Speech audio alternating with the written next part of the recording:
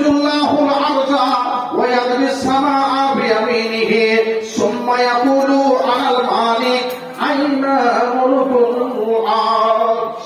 অবস্থাটা এত জটিল হবে, এমন ভয়াবহ হবে। হযরত আবু হুরায়রা রাদিয়াল্লাহু তাআলা নবীর একজন সুবিখ্যাত রাবী, তিনি হাদিস বর্ণনা করছেন। আল্লাহর রাসূল সাল্লাল্লাহু আলাইহি ওয়াসাল্লাম বলেছেন এভাবে, হাদিসটা পাবেন বুখারীতে, মুসলিমে, মিশকাতে 5288 নম্বরে। হযরত আবু হুরায়রা এভাবে বলেছেন, আল্লাহর রাসূল সাল্লাল্লাহু আলাইহি ওয়াসাল্লাম বলেছেন, ইয়াকবিজুল্লাহুল আরযা, সারা পৃথিবী অর্থাৎ যে জমিনে আপনারা বসে আছেন, এরকম 7খানা জমিন আছে। এই 7 জমিনকে, 7 খণ্ড জমিনকে ভাগ করে আল্লাহ তিনার বরকতময় হাতে, তিনার হাতে বাম হাতে তিনি ভাগ করে নিয়ে নেবেন। ওয়ায়াদবিস সামাআ বিয়ামিনিহি, আর 7খানা আসমানকে রুটির ভাবে, যেভাবে মা বোনেরা ভাগ করেন, রুটির মতো করে 7 আসমানকে ভাগ করে নেবেন আমার আল্লাহ। ওয়ায়াকবিজুল আরযা বিয়ামিনিহি, ইয়ামিনুল মানে ডান হাত, আল্লাহর ডান হাতে আমার আল্লাহ 7 আসমানকে তিনি নিয়ে নেবেন। আর আল্লাহ বলবেন, আনাল মালিক, আমি হচ্ছি বাদশা, আমি হচ্ছি মালিক। আইনা মুলকুল আরশ, কোথায় দুনিয়ার রাষ্ট্রপতি, কোথায় দুনিয়ার প্রধানমন্ত্রী, সারা দুনিয়ার বাদশারা কোথায়, সারা পৃথিবীর বাদশারা কোথায়? আনাল মালিক আইনা মুলকুল আরশ। আল্লাহ বলবেন, আমি মালিক, দুনিয়ার মালিকেরা কোথায়? আল্লাহর সামনে গিয়ে কেউ দাঁড়াতে পারবেন না। পৃথিবীর রাষ্ট্রপতির সঙ্গে শতাধিক বডিগার্ড থাকে, প্রধানমন্ত্রীর সঙ্গে শতাধিক বডিগার্ড থাকে। যেখানে তিনারা যান, তিনাদের সঙ্গে বডিগার্ডের অভাব থাকে না। মহাপ্রলয়ের মাঠে যারা যাবেন, আপনারা আসামির কাঠগড়ায় দাঁড়াবেন, সেই সব মানুষগুলো এক এক করে আল্লাহর সামনে যাবেন। বডিগার্ড তো দূরের কথা, একাই একাই আল্লাহর সামনে গিয়ে হাজির হতে হবে। ওয়া কুল্লুকুম আতিহি ইয়াওমাল কিয়ামাতি ফারদা। সূরা মারিয়াম 95 নম্বর আয়াতে আমার আল্লাহ বলেন, সেই দিন অপরাধীগণ আল্লাহর সামনে একে একে আল্লাহর সামনে যাবে। লাঠির জোর, পাটির জোর, বংশের জোর, টাকা পয়সার গৌরব, অহংকার, অহমিকা ধুলাই ধুলুস লুটিয়ে যাবে। কোনো কিছু কাজে আসবে না।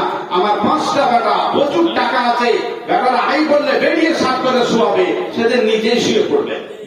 টাকা পয়সা, বেটার জোর, লাঠির জোর, পাটির জোর, টাকার জোর, 000, কোনো ব্যালেন্স থাকবে না। প্রমাণ দলিল সূরা শুআরা 88 নম্বর আয়াতে আল্লাহ বলছেন, ইয়াওমা লা ইয়ানফাউ মালুন ওয়ালা বানুন। মহান আল্লাহ সূরা শুআরার 88 নম্বর আয়াতে বলছেন, সেই দিন তার সন্তানাদি, তার মাল, তার টাকা, তার পয়সা, তার সন্তানাদি লা ইয়ানফাউ, কোনো উপকার করতে পারবে না, কিচ্ছু উপকার করতে পারবে না। আমি তো জীবনে খাইনি, শুনে আছি, আপনারা নেট সার্চ করলে পাবেন। 14 লাখ টাকা কেজি চা আছে, 14 লাখ টাকা 1 কেজি চায়ের দাম। মোবাইলে সার্চ করে দেখতে পাবেন। আর মুকেশ আম্বানির স্ত্রী নাকি যে কাপে চাটা খায়, আমার জানা নাই, আর আমার স্ত্রী অত ভালো কাপে চা খায়ও নি। মুকেশ আম্বানির স্ত্রী যে কাপে চা খায়, দাম নাকি 3 লাখ টাকা। তো এসব, এর থেকে আরো যারা ধনী আছে, আল্লাহর সামনে গিয়ে ধনের দ্বারা, তাদের সম্পদের দ্বারা কোনো লাভ হবে না। আল্লাহ কোরআনে বলছেন, ইয়াওমা লা ইয়ানফাউ মালুন ওয়ালা বানুন। ওই মালটাকে ওই বিচারের মাঠের দিনের জন্য আজকে যদি এই খাতাটায় নাম লিখাতে পারে, কাজে আছে। আমি বলছি না, আল্লাহ আপনাকে স্মরণ করে দিয়েছেন। পবিত্র কোরআনে আল্লাহ রাব্বুল আলামিন বলছেন, ইয়া আইয়ুহাল্লাযীনা আমানুত্তাকুল্লাহ। আল্লাহ রাব্বুল আলামিন বলছেন, তোমরা আল্লাহকে ভয় করো। ওয়াল তানজুর নাফসুম মা কদ্দামাত লিগাদ। প্রত্যেকটা মুমিন এবং মুমিনাকে মূল্যায়ন করা দরকার। বিচারের যে এক ভয়াবহ মাঠ, ওই সময়ের জন্য মা কদ্দামাত লিগাদ। তোমরা আল্লাহর ব্যাংকে কতটা ব্যালেন্স রাখতে পেরেছো, তুমি তোমার ব্যালেন্সটাকে চেক করেছো? আমি বলছি না, আপনি মোবাইল খুলেন না, দেখতে পাবেন এগুলো। অন্তঞ্জুর নাফসু মা কদ্দামাত লিগাদ। প্রত্যেকটা মুমিন মুমিনাকে ভাবা দরকার, বলি মা কদ্দামাত লিগত, লিগত অর্থাৎ বিচারের মাঠ। বিচারের মাঠের জন্য মা কত ব্যালেন্স আছে, অন্তঞ্চুর দেখে নাও, ভাবো ভাই। যে সময় আপনার মা পৃথিবীর সবচেয়ে যিনি সম্মানের অধিকারী আপনার কাছে, পৃথিবীর যিনি সেরা উত্তম ব্যবহারের আশা রাখেন, যেই মা পৃথিবীর সবচেয়ে হৃদয় নেংড়ানো ভালোবাসা যে মা আপনাকে দিয়েছেন, সেই মা আপনাকে ওই বিচারের মাঠ এত ভয়াবহ হবে আপনাকে চিনতে পারবেন না। আমি আপনাকে গল্প শোনাচ্ছি না, আল্লাহ কোরআনে বলেছেন সূরা আবাসা 34, 35, 36 নম্বর আয়াত, ইয়াওমা ইয়াফিরুল মারউ মিন আখিহি ওয়া উম্মিহি ওয়া আবিহি ওয়া সাহিবাতিহি ওয়া বানিহি।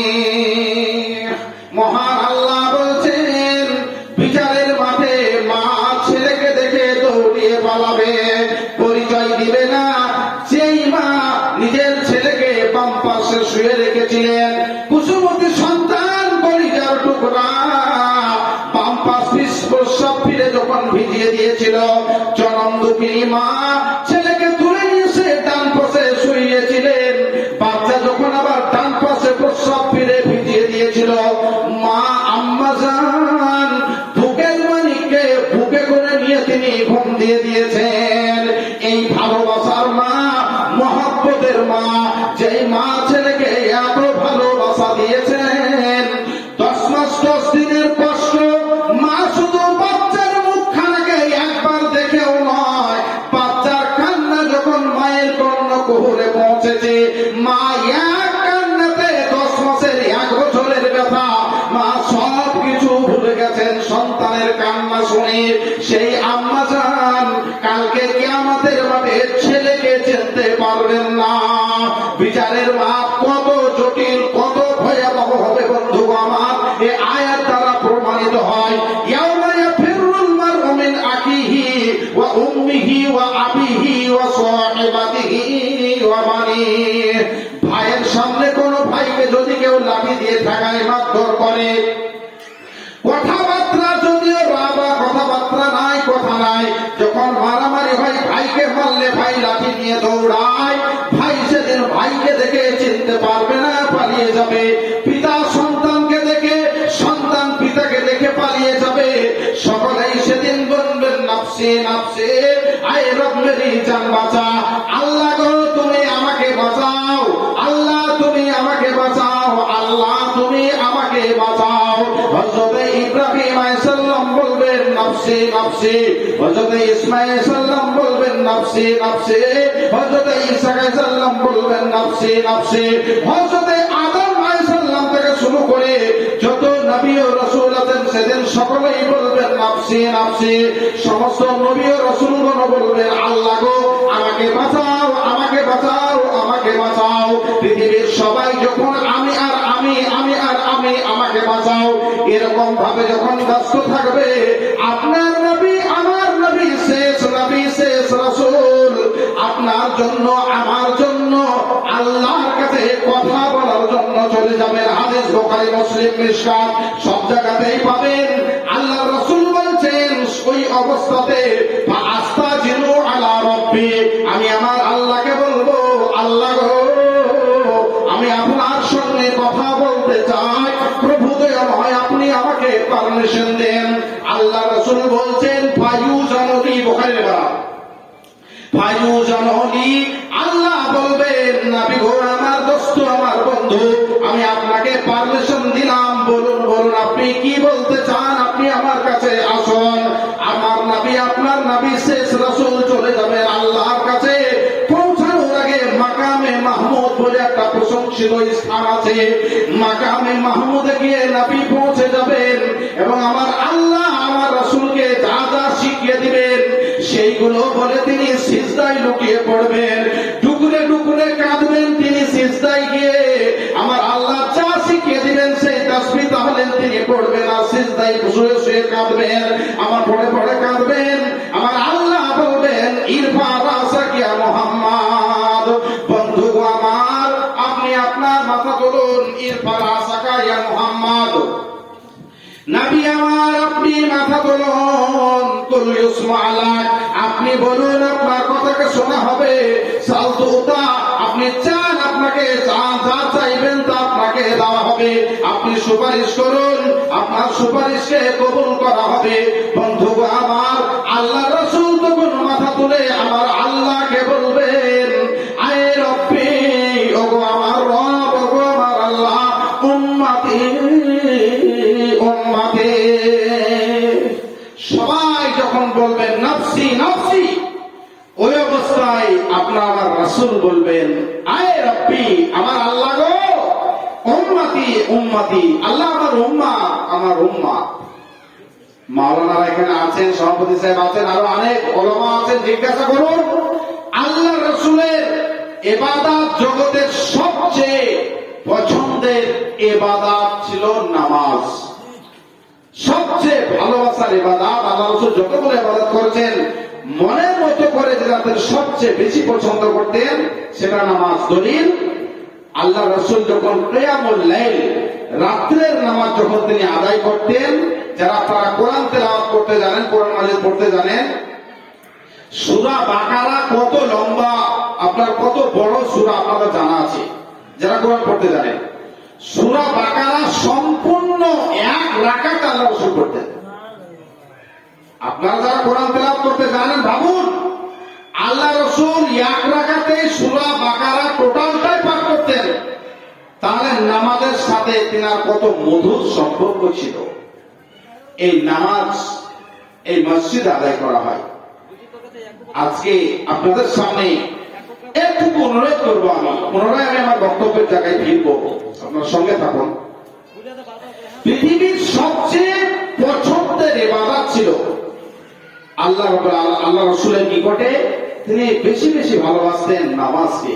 এই ইদারাটা প্রমাণিত হয়। ভাই আমার বন্ধুরা, শুধু আল্লাহ রাসূলের যে নামাজ পছন্দ ছিল এটাই শেষ কথা নয়। আল্লাহ রাব্বুল আলামিন পৃথিবীর সবচেয়ে পছন্দের জায়গা তিনার নিকটে মসজিদ।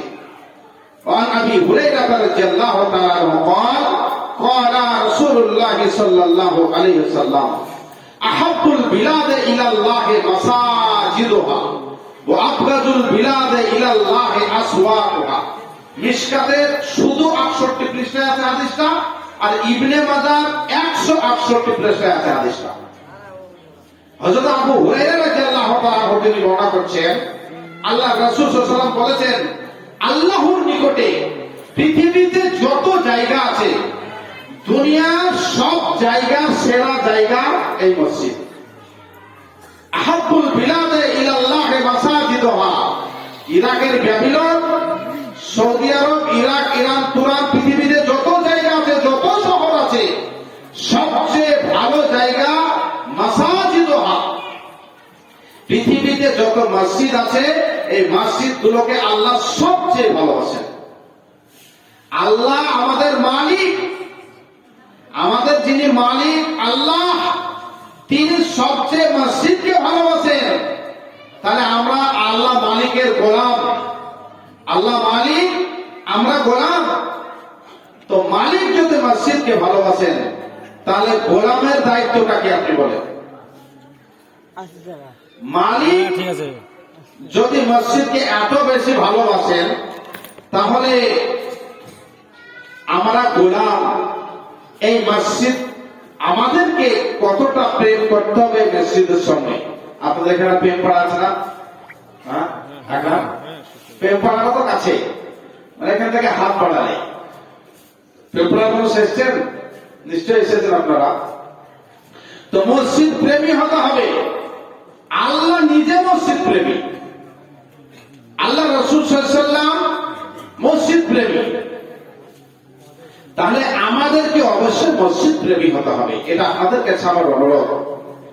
আমি আজকে উত্তরপাড়া তথা সন্দীপুরের আশেপাশে যতগুলো পাড়া আছে, মাইকের আওয়াজটা অনেক সুন্দর, অনেক দূরে যাচ্ছে মাইকের আওয়াজ। আপনাদের কাছে আমি অনুরোধ করব, মসজিদের জন্য আপনারা একটু সঙ্গে থাকুন। আপনাদের সামনে সুদীর্ঘ লম্বা হাদিস পেশ করেছি, ইনশাআল্লাহ আমি তার তর্জমা করব। তো আমি উত্তরপাড়া তথা এলাকার আশেপাশে যতগুলো পাড়া তথা গ্রাম আছে, আপনাদের কাছে আমার অনুরোধ, মসজিদের কি কি কাজ বাকি আছে মাওলানা সাহেব? টাইলসের কাজ আছে, আমাদের মসজিদের কাজ বাকি আছে, দোতলা চলছে নাকি? হ্যাঁ হয়ে গেছে। হয়ে গেছে মাশাআল্লাহ। তো জানালা দরজা, জানালা দরজা, আরে এগুলো তো আপনারা এমন পাঠিয়েছেন একাই দিয়ে দেবেন।